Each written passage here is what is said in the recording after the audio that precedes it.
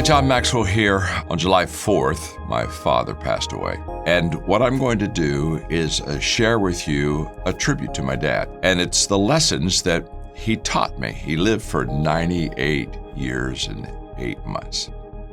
Lesson number 7, encourage others. You have never met a person that was the great encourager that my father was.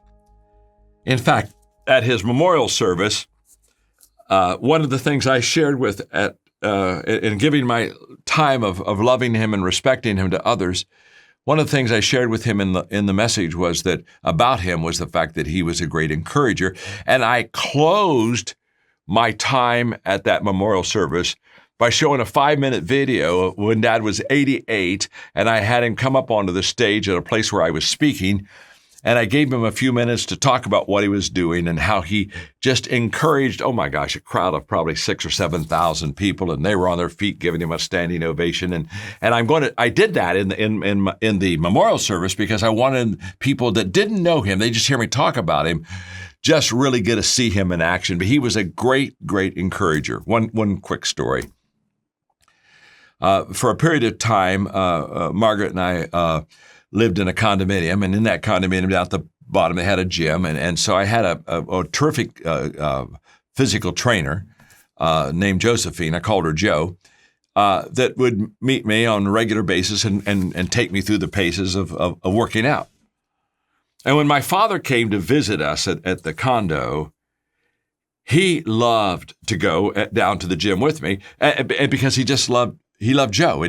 And so when Dad was there, he'd say, "Are you going to the gym today, son?" "Yeah, I'm going, Dad." "Well, can I go?" "Oh, sure, you can go with me." But I knew that if Dad went with me, that she would begin me in my process of lifting weights and doing all the things I needed to do.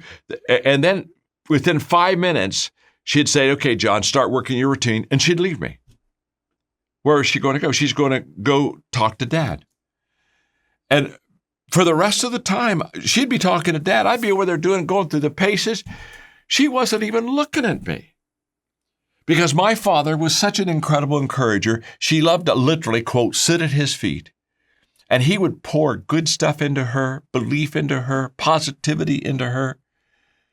And there was more than one time, I'm over there, and I'm chopped liver, to be honest with you. Honest to God, she's listening to Dad. She's with Dad. She's not with me. And my father, one day, I looked over, and he's got his hand on the side of her head, and he's praying with her. And tears are just coming down her cheeks. And she just loved my father. Why? Because he was an encourager.